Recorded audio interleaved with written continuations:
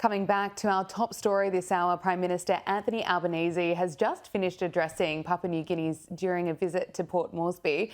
Joining us live now is Shadow Foreign Affairs Minister Simon Birmingham. Simon Birmingham, thanks for your time. What did you make of the Prime Minister's address?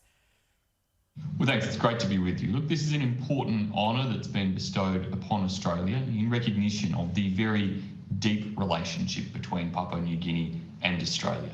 Our two nations have a very strong history, of course, of rich engagement. We are Papua New Guinea's largest trading and investment partner. We are their largest development partner, as they are indeed our largest destination for development assistance. So there's a range of different ways in which our people, our businesses and our governments are tied tightly together. And the fact that this address has provided an opportunity for us to engage at the highest possible levels is very welcome. He spoke of a two-way trade. You're confident that this will develop? We certainly wish to see the two-way trade relationship continue to enhance. We had many discussions as the previous government, in my time as Trade Minister and with others, with Papua New Guinea, seeking to expand upon our trade relationship. It was between our two governments that Australia and Papua New Guinea entered into a comprehensive strategic partnership a few years ago under the coalition government, and the building upon that in terms of trade relations, security, dialogue and other areas of engagement really is critical. And I welcome the fact the government is continuing the momentum generated by the signing of that comprehensive strategic partnership.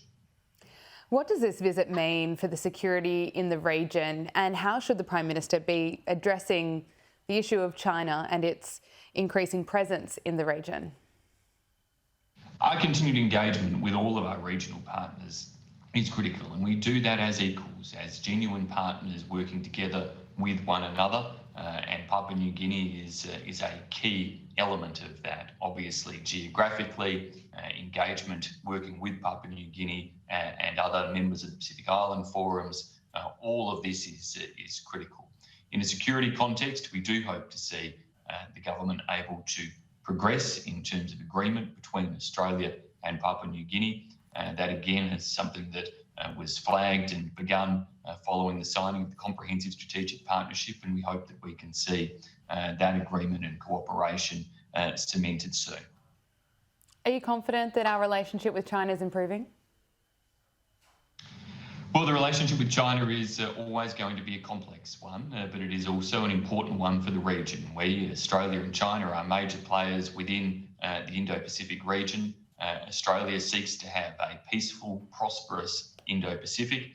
With China, we'll know whether it's truly stabilising if we see some actual outcomes in terms of the removal of trade sanctions, especially the tariffs on wine and barley, and the release of unfairly detained Australians. How quickly do you expect that would happen?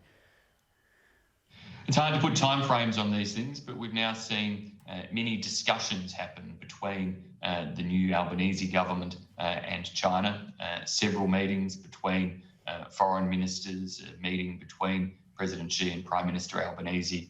That dialogue is good. We as an opposition have strongly welcomed that, given bipartisan support to the government's discussions. But now it is a time where we would hope to see outcomes coming from that dialogue, and the critical outcomes that Australians, most importantly, will want to see are the release of those unfairly detained Australians and the removal of those unfair and unjustified trade sanctions. Simon Birmingham, thanks so much for your time.